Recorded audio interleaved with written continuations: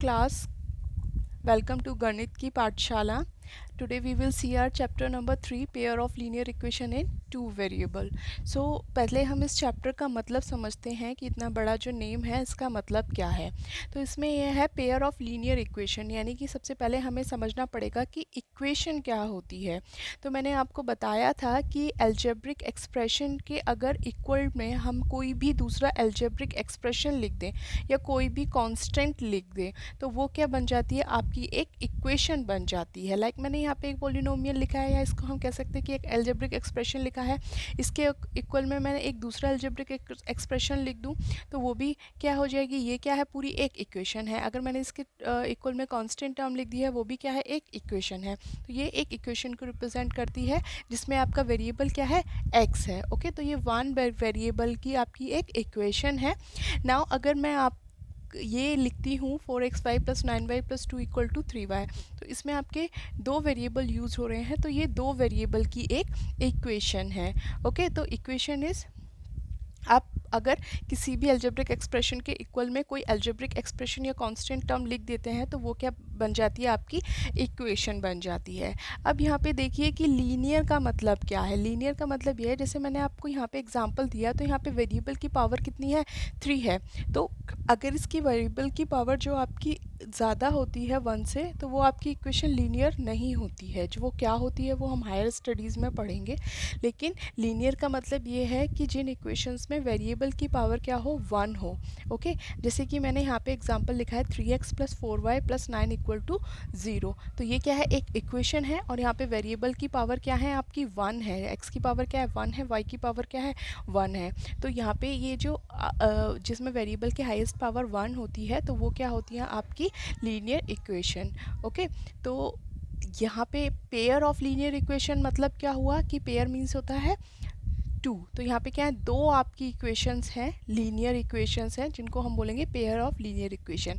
And pair of linear equation in two variables means मतलब ये हुआ कि आपकी जो इक्वेशन में वेरिएबल यूज्ड हो रहे हैं वो कितने हैं, टू वेरिएबल्स हैं. देखो यहाँ पे एक वेरिएबल x है और एक वेरिएबल क्या है, y है. तो ये क्या कहलाएगा, आपका पेयर ऑफ, ये दोनों क्या कहलाएंगी, आपकी pair of linear equation in two variables. Okay, तो किसी भी लीनियर इक्वेशन को रिप्रेजेंट करने की जो स्टैंडर्ड फॉर्म होती है वो लाइक हम इसको लिख सकते हैं ax plus B Y plus C equal to 0, जहाँ पे x क्या है, वेरिएबल है, y क्या है, वेरिएबल है, इसकी पावर क्या है, 1 है.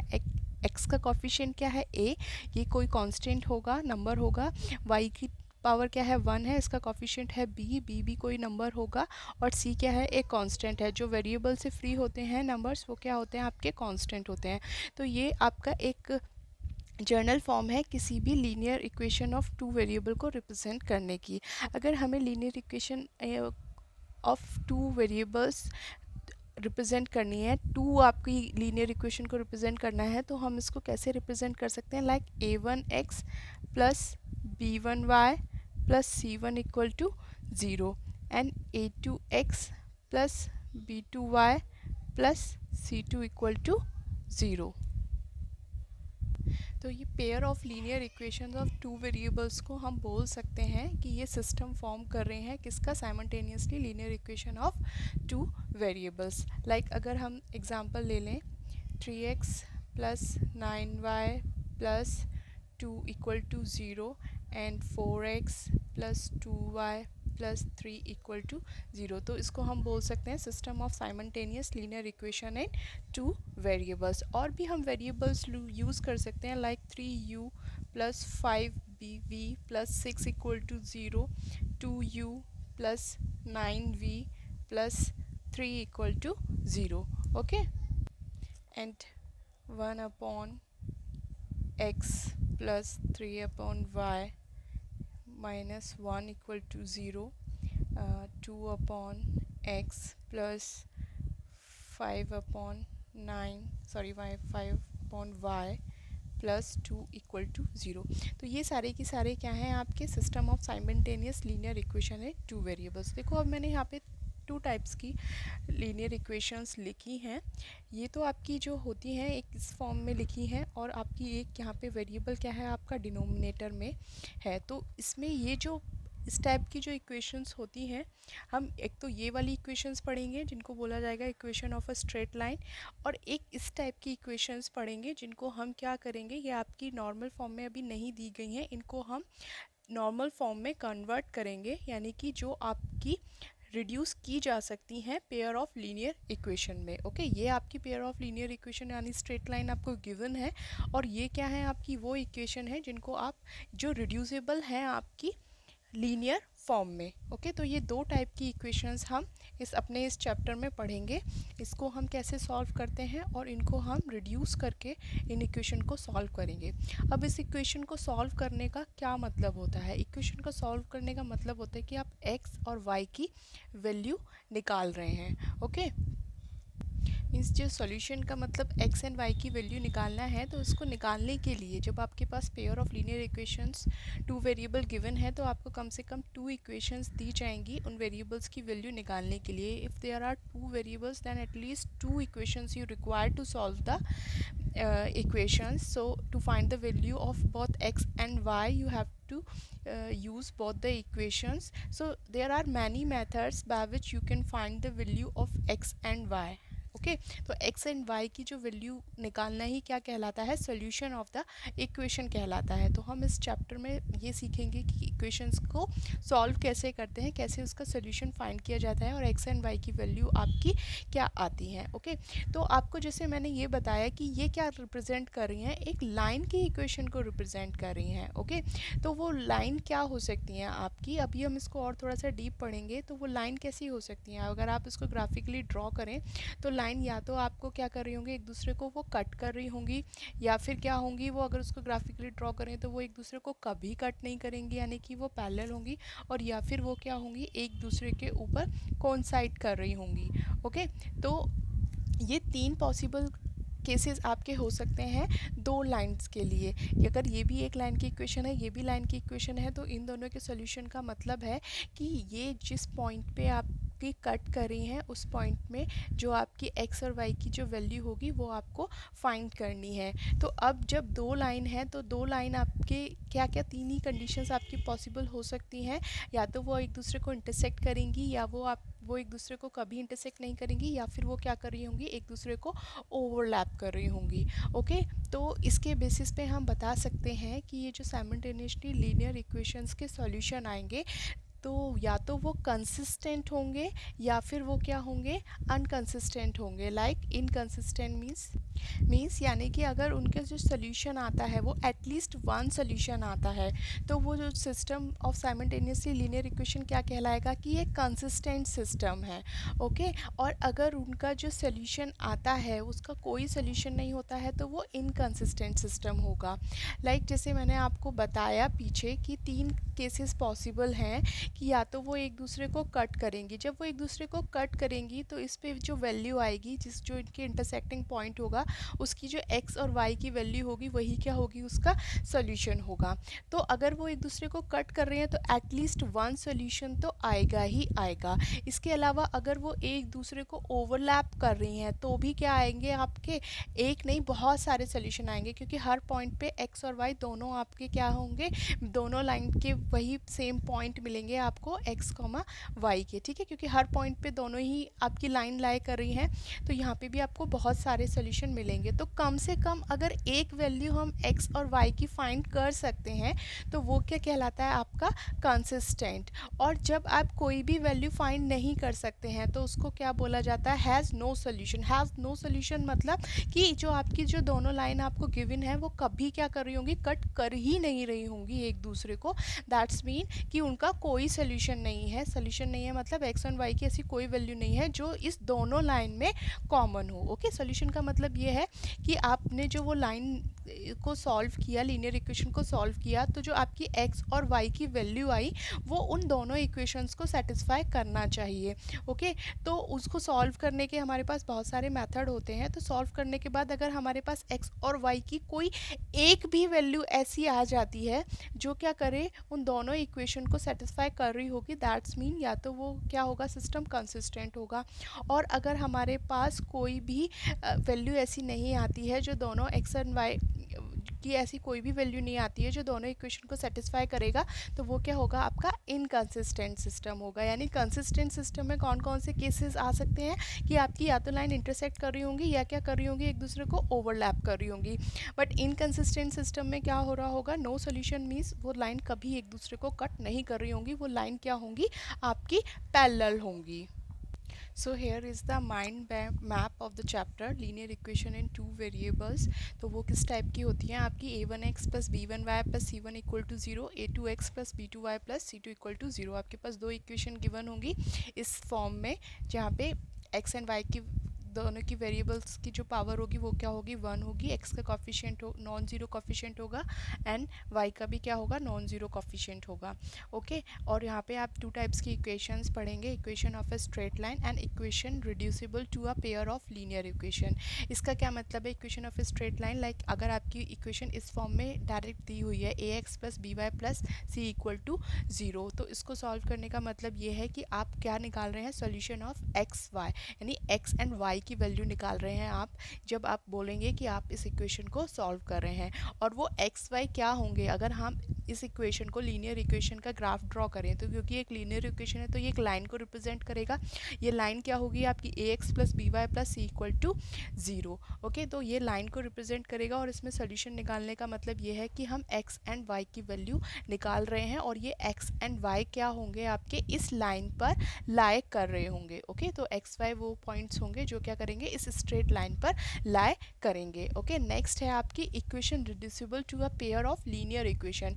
मतलब आपको इस फॉर्म में इक्वेशन दी होगी 2x plus 3y equal to 13 and 5x plus 4y equal to 2 means आपका जो वेरिएबल्स होगा वो डिनोमिनेटर में गिवन होगा। तो आप क्या करेंगे, इसको रिड्यूस करेंगे लीनियर इक्वेशन में, तो इसको लीनियर फॉर्म में चेंज करने के लिए हम क्या करते हैं, यहाँ पे क्या है, 1 अपॉन एक्स है, 1 अपॉन एक्स को हम कोई और वेरिएबल लाइक a मान लेते हैं एंड 1 अपॉन y को हम कोई और वेरिएबल b मान लेते हैं। तो इस तरीके से हम इसको क्या लिख सकते हैं, 2a plus 3b equal to 13। And अगर आपका ये इस तरीके से गिवन है तो इसको आप जब लिखेंगे तो ये 1 अपॉन एक्स क्या हो जाएगा 5a, 1 अपॉन वाई क्या हो जाएगा 4b, क्योंकि हमने 1 अपॉन वाई क्या लिया है, b लिया है, और इक्वल टू 2। तो इस तरीके से आप क्या कर सकते हैं, इसको रिड्यूस कर सकते हैं। ये भी हम इस चैप्टर में करना सीखेंगे। Okay, now we will see कि इसको सॉल्व करने के क्या क्या मेथड्स होंगे। Linear equation and two variables को सॉल्व करने के लिए हमारे पास बेसिकली टू मेथड्स होते हैं। One is algebraic methods and second is graphically method. Okay, जो एल्जेब्रिक मेथड होता है वो आपका 3 टाइप से आप उसको में 3 मेथड्स यूज़ करते हैं इक्वेशंस को सॉल्व करने के लिए, substitution method, elimination method and cross multiplication method. So आप यहाँ देख सकते हैं कि एल्जेब्रिक मेथड में आप 3 मेथड यूज़ कर सकते हैं, like substitution method, elimination method and cross multiplication method. ठीक है, हम इनको डिटेल में पढ़ेंगे, बस जस्ट हम एक लिटिल बिट इंट्रोडक्शन देख रहे हैं इनका। तो सब्स्टिट्यूशन मेथड में क्या होगा कि जो आपको pair of linear equation given है उसमें आप क्या करेंगे कि एक इक्वेशन से, किसी भी एक इक्वेशन से एक वेरिएबल की वैल्यू निकाल लेंगे। अगर हम इसमें से x की वैल्यू निकालना चाहें तो वो y की टर्म्स में हमारी x की वैल्यू आ जाएगी। ठीक है, x इक्वल टू हो जाएगा हमारा -c1 minus b1y upon a1। Okay, तो x की वैल्यू हम एक इक्वेशन से निकालकर दूसरी वाली इक्वेशन में क्या कर देते हैं, सब्स्टिट्यूट करते हैं। तो जब x की वैल्यू हम इस इक्वेशन से निकालकर इस इक्वेशन में सब्स्टिट्यूट करेंगे तो यहाँ से x वाली जो वेरिएबल्स होंगे वो ख़त्म हो जाएंगे, सिर्फ ये y वेरिएबल की इक्वेशन बचेगी। और एक वेरिएबल की इक्वेशन है और एक ही वेरिएबल है, तो आप क्या कर सकते हैं, इसको सॉल्व करके y की वैल्यू निकाल सकते हैं। एंड जब आपकी y की वैल्यू आ जाएगी तो उसको फिर से सब्स्टिट्यूट करके आप x की वैल्यू निकाल सकते हैं। तो इसमें हम x की वैल्यू वेरिएबल की एक वेरिएबल की वैल्यू एक इक्वेशन से निकाल के दूसरे वेरिएबल में दूसरे इक्वेशन में रखते हैं। That's why this is called the substitution method. Okay, now elimination method. Elimination method में क्या करेंगे, आप एलिमिनेट करेंगे, यानी कि आप क्या करेंगे, जो आपके पास दो इक्वेशन गिवन है उसको इस फॉर्म में पहले कन्वर्ट करेंगे, a1x plus b1y equal to c1 and a2x plus b2y equal to c2। मतलब जो कांस्टेंट है वो इक्वल टू के आपके राइट हैंड साइड में आप उसको लेकर आएंगे और फिर आप करेंगे कि ये जो वेरिएबल्स हैं इनके कॉफिशिएंट को इक्वल बनाने की कोशिश करेंगे। जैसे कि यहाँ पे क्या है, इसका कॉफिशिएंट a1 है और यहाँ पे क्या है, इसका कॉफिशिएंट a2 है। तो x का कॉफिशिएंट a1 है तो में हम क्या करेंगे, A2 की मल्टीप्लाई कर देंगे, और यहाँ पे x का कोफिशिएंट क्या है, A2 है, तो यहाँ पे मल्टीप्लाई कर देंगे हम A1 की।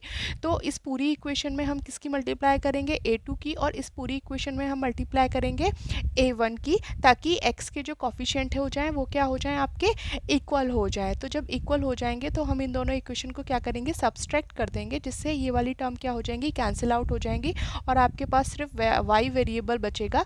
तो आप y की वैल्यू आराम से निकाल सकते हैं। और फिर सेम आप क्या करेंगे, अभी आपने x के कोफिशिएंट को इक्वल बनाया था, अब फिर आप क्या करेंगे, y के कोफिशिएंट को इक्वल बनाएंगे। पूरी जो इक्वेशन है उसमें अब b2 से, यानी कि y का जो कोफिशिएंट है उससे मल्टीप्लाई करेंगे इक्वेशन 1 में, एंड इक्वेशन 2 में आप क्या करेंगे, जो यहाँ पे y का कोफिशिएंट है b1 उससे मल्टीप्लाई करेंगे, और फिर उन दोनों को आप सब्सट्रैक्ट करेंगे। तो आपका ये वाला आपका जो टर्म है वो कैंसिल आउट हो जाती है, सिर्फ एक वेरिएबल आपका बचता है। इस तरीके से आप वेरिएबल को एलिमिनेट करके, एलिमिनेशन मेथड को यूज़ करके आप अपने इक्वेशन को सॉल्व कर सकते हैं। Okay, next is cross multiplication method. ये दोनों मेथड आप अपनी प्रीवियस क्लासेस में भी कर चुके हैं। एंड क्रॉस मल्टीप्लिकेशन मेथड में क्या होता है, आप क्या करते हैं, x, y एंड 1 लिखते हैं, और x के साथ आप x के वेरिएबल, लाइक आपकी इस तरीके की इक्वेशन जो गिवन है, तो इसमें आप x को हाइड करके बाकी जो आपके पास टर्म बचती हैं, इसका कोफिशिएंट b1 c1 इसका कोफिशिएंट b2 c2, ओके, इसको आप एज इट इज़ लिख लेते हैं, like b1 c1 b2 c2। फिर y के कोफिशिएंट लिखने के लिए आप क्या करते हैं, y को हाइड करते हैं, बाकी के कोफिशिएंट लिखते हैं, like a1 c1 a2 c2। तो आपने लिखे a1, y के लिए आपने यहाँ पे लिखा है C1 A1, ओके, यहाँ पे क्या है C1 है, और ये क्या हो जाएगा A1, फिर यहाँ पे C2 है, यहाँ पे क्या है A2 है, तो A1 C1 A2 C2। Same आप फिर कांस्टेंट टर्म है, यहाँ वेरिएबल नहीं है, तो हम यहाँ लिखते हैं 1 और इसको हाइड करते हैं, बाकी के कोफिशिएंट लिखते हैं, like A1 B1 A2 B2, okay. अब फिर इनको क्रॉस मल्टीप्लाई करते हैं हम, तो ये आपके पास आएगा B1 C2 और B2 C1। फिर इनको क्रॉस मल्टीप्लाई करते हैं, यहाँ पे आएगा आपका C1 A2 और C2 A1 माइनस, और इनको माइनस करके लिखते हैं, लाइक फिर आपका 1 है, 1 के साथ क्या आएगा A1 B2 minus A2 B1। तो आपके पास ये आ जाता है x upon B1 C2 minus B2 C1, y upon C1 A2 minus A1 C2, और 1 upon A1 B2 minus B1 A2। तो यहाँ से आप x की वैल्यू निकाल सकते हैं। ये दोनों देखो, ये तीन टर्म्स इसमें इक्वल आती हैं, ओके।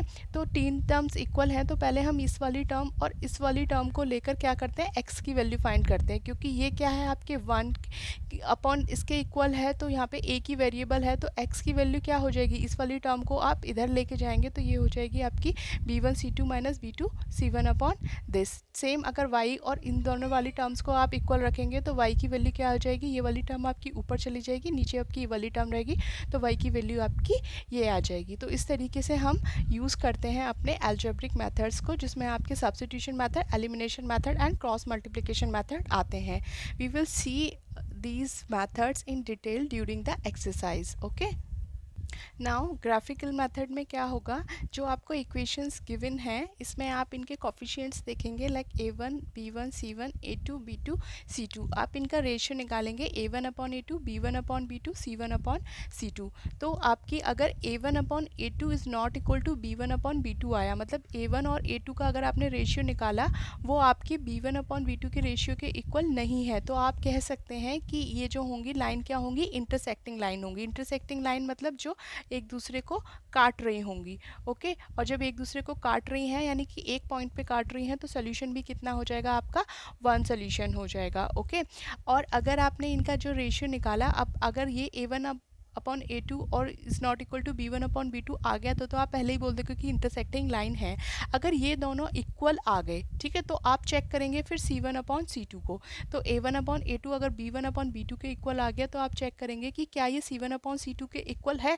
तो दो ही कंडीशन आएंगी कि ये दोनों अगर इक्वल आ गए, तो या तो वो c1 अपॉन c2 के इक्वल होंगे या वो c1 अपॉन c2 के इक्वल नहीं होंगे। अगर वो c1 अपॉन c2 के इक्वल आ गए, तो हम बोलेंगे कि वो कोइंसिडेंट लाइन है, यानी कि वो क्या कर रही होंगी, लाइन एक दूसरे के ऊपर कोइंसाइड कर रही होंगी, यानी कि उनके जो ऐसे बहुत सारे पॉइंट्स होंगे जो दोनों इक्वेशन को सेटिस्फाई कर रहे होंगे, यानी एक्स एंड वाई की ऐसी बहुत सारी वैल्यू होंगी जो दोनों ही इक्वेशन को सेटिस्फाई कर रही होंगी, यानी कि हम कहेंगे कि इसके इन्फाइनाइटली मैनी सोल्यूशन हैं। ओके, और अगर वो C1/C2 के इक्वल नहीं आया तो हम बोलेंगे कि इसका कोई सोल्यूशन नहीं है, मतलब कि वो लाइन दोनों अलग अलग होंगी, यानी कि वो लाइन क्या होंगी, पैरेलल होंगी, उनके बीच की डिस्टेंस हमेशा क्या रहेगी, सेम रहेगी, ये दोनों एक दूसरे को कभी नहीं काटेंगी। तो जब एक दूसरे को कभी काटेंगी ही नहीं तो एक्स वाई की ऐसी कोई कॉमन वैल्यू आएगी ही नहीं। ठीक है, तो इसके लिए हम बोलेंगे कि ये लाइन क्या होंगी, पैरेलल लाइन होंगी और इनका कोई सोल्यूशन नहीं होगा। ओके, जैसे आपका एनसीईआरटी में आपका पेज नंबर 46 पे दी हुई है ये टेबल, तो इसमें भी आप देख सकते हैं कि आपके पास दो पेयर ऑफ इक्वेशंस दी हुई हैं, इनमें हमने इनके कोफिशिएंट्स को कंपेयर किया है। लाइक यहाँ पे a1 क्या है, 1 है, और a2 क्या है, 3 है, तो a1/a2 निकाला है 1/3। सेम b1 क्या है आपका -2 है, और b2 क्या है आपका 4 है, तो b1/b2 निकाला है आपने -2/4। सेम यहाँ पे c1 नहीं है तो वो क्या हो जाएगा, 0 हो जाएगा, और यहाँ पे c2 कितना है, -20। तो इनका हमने रेशियो निकाला है। सेम यहाँ पे आपने a1/a2 निकाला है तो 2/4, b1/b2 निकाला है तो वो 3/6, c1/c2 निकाला है वो -9/-18। सेम यहाँ पे a1/a2 कितना आया, 1/2, b1/b2 कितना आया, 2/4, c1/c2 कितना आया, -4/-12। ओके, जब हमने इनके रेशियो को कंपेयर किया तो यहाँ पे आपको दिख रहा है कि a1/a2 is not equal to b1/b2 है, क्योंकि 1/3 इज़ नॉट इक्वल टू -2/4। तो हम कहेंगे कि ये लाइन क्या है, आपकी इंटरसेक्टिंग लाइंस है, और इंटरसेक्टिंग लाइन का जो होती हैं वो आपकी ऐसे होती हैं, यानी कि वो एक पॉइंट पे कट करती हैं, यानी एक्स एंड वाई की कोई एक ऐसी वैल्यू होगी जो दोनों ही इक्वेशन में लाई कर रही होगी, इसलिए हम कहते हैं कि इसका एग्जैक्टली वन सोल्यूशन है। सेम अब यहाँ पे देखें, हम यहाँ पे a1/a2 कितना है, 2/4, b1/b2 क्या है, 3/6, तो इनको कैंसिल आउट करेंगे तो इसका रेशियो कितना आएगा, 1/2, 2 1 जा 2, 2 2 जा 4, 3 1 जा 3, 3 2 जा 6, तो 1/2 आ रहा है। एंड सेम यहाँ पे 9/18 को सॉल्व करेंगे तो यहाँ पे भी क्या आएगा, 1/2 आएगा। तो यहाँ पे क्या आया है, a1/a2 इक्वल टू आया है b1/b2 के। ठीक है, तो b1/b2 यहाँ पे भी आपका सेम है, a1/a2 b1/b2 के इक्वल आया है, लेकिन अब जब ये दोनों इक्वल आ जाते हैं तो उसके बाद हम चेक करना होता है कि c1/c2 की क्या कंडीशन है।